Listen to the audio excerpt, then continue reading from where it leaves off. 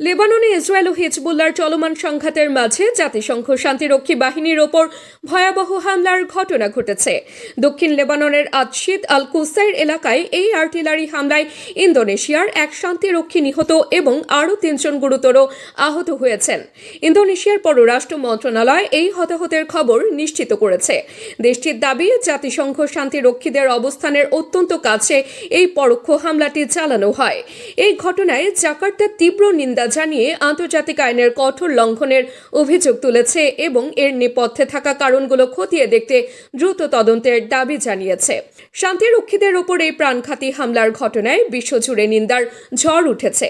ইন্দোনেশিয়ার বিবৃতিতে স্পষ্ট বলা হয়েছে, আন্তর্জাতিক শান্তি ও স্থিতিশীলতা রক্ষায় নিয়োজিত সদস্যদের নিরাপত্তা নিশ্চিত করা সংশ্লিষ্ট সব পক্ষের আবশ্যিক দায়িত্ব। দক্ষিণ লেবাননে মোতায়েন থাকা ইউনিফিল কন্টিনজেন্ট দীর্ঘদিন ধরে এই সীমান্ত এলাকায় সংঘাত পর্যবেক্ষণ করে আসছে। জাকার্তা এই হামলার পাশাপাশি লেবাননে ইসরায়েলি সামরিক অভিযানেরও কড়া সমালোচনা করেছে এবং লেবাননের সার্বভৌমত্ব ও ভৌগোলিক অখণ্ডতা অক্ষুণ্ণ রাখার আহ্বান জানিয়েছে। নিহত শান্তিরক্ষীর প্রতি শ্রদ্ধা জানিয়েছে ইন্দোনেশিয়া। বলেছে, বিশ্ব শান্তিতে তাদের এই আত্মত্যাগ সর্বোচ্চ সম্মানের দাবিদার।